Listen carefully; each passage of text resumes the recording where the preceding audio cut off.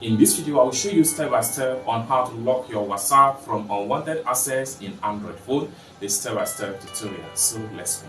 If you find this guide useful, remember to click on that subscribe, turn on the notification bell for more tutorials about the WhatsApp trick. So with that being said, let's get started. Welcome back, friends. So let's see how to lock WhatsApp from unwanted access in Android, the step-by-step tutorial. Okay, so the very first thing you want to do is to make sure you go to settings. Then from settings, you have to go to app management. The next thing you need to do is to scroll down and look for app lock. Then enter your login pattern.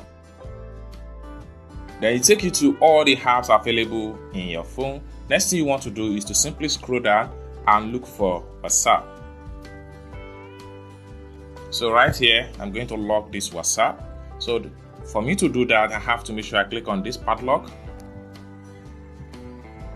Boom. So we have successfully locked the WhatsApp.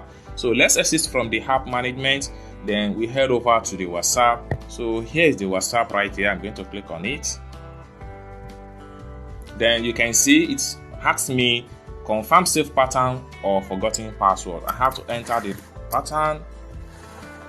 Then before I can access login into the WhatsApp and start chatting with my WhatsApp contacts. So this is how to lock your WhatsApp from unwanted access in Android, a step-by-step tutorial.